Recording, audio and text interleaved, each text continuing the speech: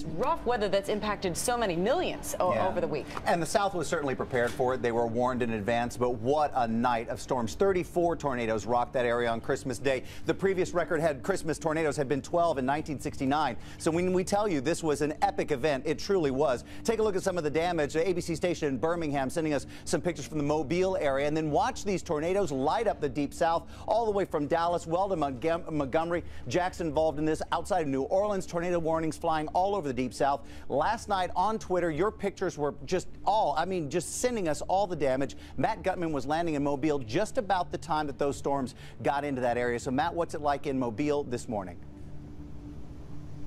It's pretty dark here, Sam. It was a terrifying Christmas for a lot of folks here. The breadth of the damage here is staggering. Still, right now, there are nearly 300,000 people without power. That tornado came right through here. This is a main street in Midtown Mobile, snapping 100-year-old pines. It took out a school, a church right over there, knocked out power in a hospital a few blocks away. It goes on like this for block after block.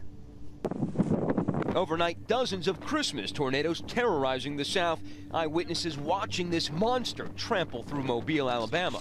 Christmas Day tornado going through Mobile. Oh my God, look, that's a tornado. Oh wow. Oh, look at that tornado. Oh my God, that's cool. First, the slew of at least 15 twisters pounding Texas, then touching down in Louisiana, blasting through homes in Mississippi. We've got a lot of damage. You got people hurt. And wreaking havoc here in Mobile, where a wide funnel cloud was filmed barreling across the city, lightning flashing inside like giant Christmas ornaments. Twisters spawned by a snowstorm marching all the way from California.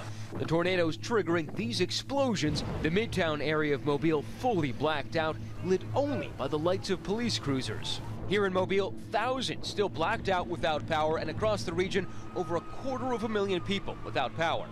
We've had some moderate to minor injuries. To this point, there have been no deaths reported. Judging from some of the damage we've witnessed today, it's a miracle. Dazed residents picked through the debris as rescue workers checked for people still trapped in the rubble. The winds mangling the graceful antebellum homes here, picking up cars and ripping through a nearly 100-year-old high school here in Mobile.